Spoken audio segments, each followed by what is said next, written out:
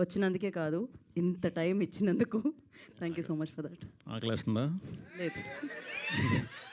ఇప్పుడే honest anchor అని పొగడం చెప్పండి కొంచెమా? లేదు. అందరికీ గుడ్ ఆఫ్టర్నూన్ అండి. దివానా థ్యాంక్స్ మీట్కి వచ్చిన మీడియా మిత్రులందరికీ కూడా పేరు పేరున చాలా థ్యాంక్స్. ఈ సినిమాకి నాకు ఎటువంటి సంబంధం లేదు. జస్ట్ ఒక ఆడియన్ కింద నేను ఈ సినిమా చూశానండి, నిన్నే చూసా. నాకు చాలా నచ్చింది. అంటే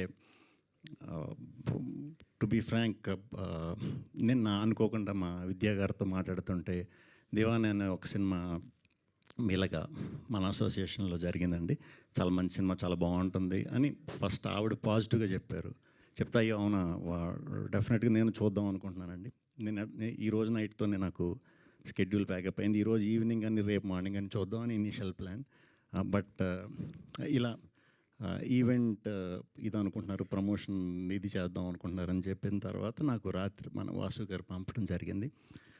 నేను 2:30కి షూట్ నుంచి వచ్చి సరే కాసేపు చూసి మళ్ళీ పొద్దున్న చూద్దాంలే అని హానెస్ట్గా అనుకున్నా.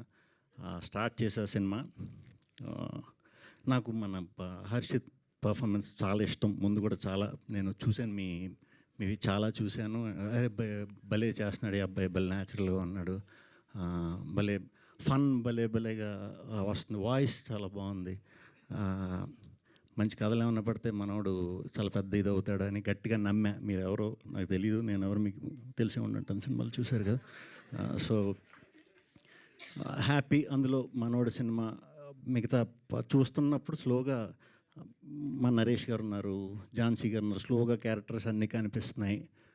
కొత్త అమ్మాయి హీరోయిన్, ఆ అమ్మాయి ఫ్రెండ్ మీరే కదా, మీరు కూడా అంతా చాలా న్యాచురల్గా ఉన్నాయి మాటలు.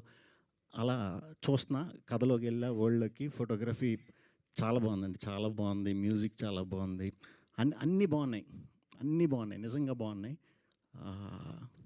ఇంటర్వెల్కి ఒక 15 minutes ఆ టైంకి ఒక జోన్లోకి ఎంటర్ అయింది సినిమా. నాకు చిప్ ఎగిరిందంటే ఇలా నేనైతే చూడలే తెలుగు సినిమాల్లో ఇలాంటి ఇంటర్వెల్ బ్లాక్ ఈ మధ్యకాలం కదా, అసలు చూడలేదు నేను.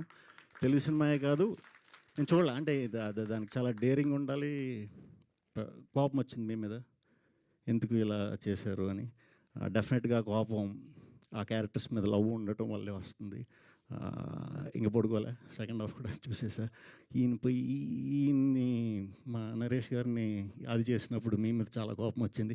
అలా క్యారెక్టర్ల మీద కోపం రావటం అంటే అది రియల్ సక్సెస్ అండి. రగన్న అదిరిపోయింది.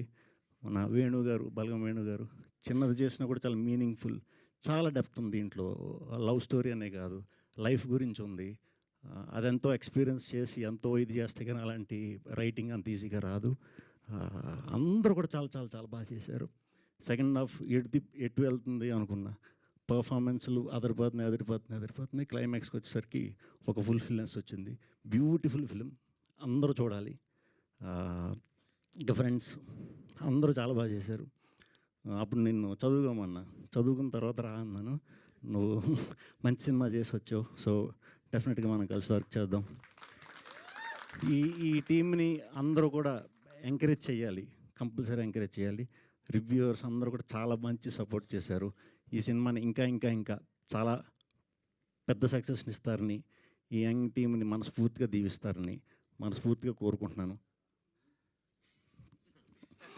అండ్ ఇటువంటి సినిమా వచ్చినప్పుడు కంపల్సరీ ఏదో విధంగా ప్రోత్సహించాలి. ఎందుకంటే మేము ఇనిషియల్గా నేను చేసే టైంలో కూడా వచ్చి సపోర్ట్ ఇదంతా కొంచెం కష్టంగానే ఉండేది, చాలా కష్టంగానే ఉండేది. అంటే నాగేంద్ర గారు వాళ్ళు ఇప్పుడు బాగా సపోర్ట్ చేస్తున్నారు. అప్పుడు మా టైంలో మీరు సడన్గా వచ్చారేంటి, అప్పుడు నాకు మీరు సడన్గానే ఎదురయ్యారు, ఏదో పరిచయం మాడుతున్నారు, ఇలా చేస్తున్నారు, సూపర్ అనుకున్నా.